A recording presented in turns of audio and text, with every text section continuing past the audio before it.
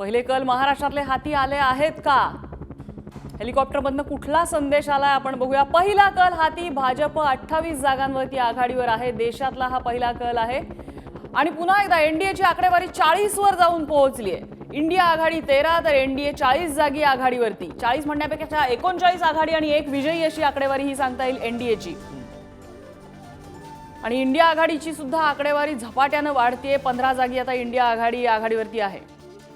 हे सुरुवातीचे कल आहेत, हे निकाल नव्हे, हे पुन्हा एकदा स्पष्ट करतोय आम्ही।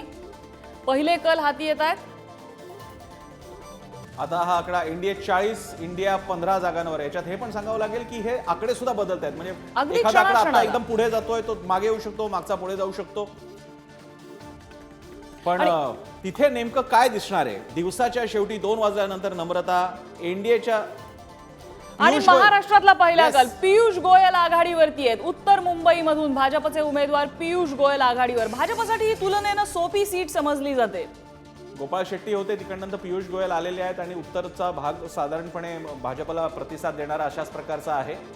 गोपाळ शेट्टी यांना मागच्या निवडणुकीत तर व्हुपिंग मेजॉरिटी 4.5 लाखांची मेजॉरिटी त्यांच्याकडे मताधिक्य होतं आणि यावेळेला पियुष गोयल यांनाही तेवढंच मताधिक्य मिळणार का याची उत्सुकता असेल। पण मागच्या वेळी उर्मिला मातोंडकर हे कारणीभूत ठरली असेल प्रामुख्याने? आपण सांगता येत नाही, कारण त्या मतदारसंघाने एकदा गोविंदा नावाच्या सेलिब्रिटीला संधी दिलेली होती। 46 जागांवर आघाडीवर गेलेला आहे इंडिया आघाडी 20 जागांवर आणि भाजप प्रणित एनडीए 48 जागांवर आता आघाडीवर आहे। आणि भाजपचे प्रवक्ते नवनाथ बन आपल्या सोबत आहेत। नवनाथ, अगदी पहिल्या फेरीचे हे कल समोर येत आहेत। 48 जागी आघाडी।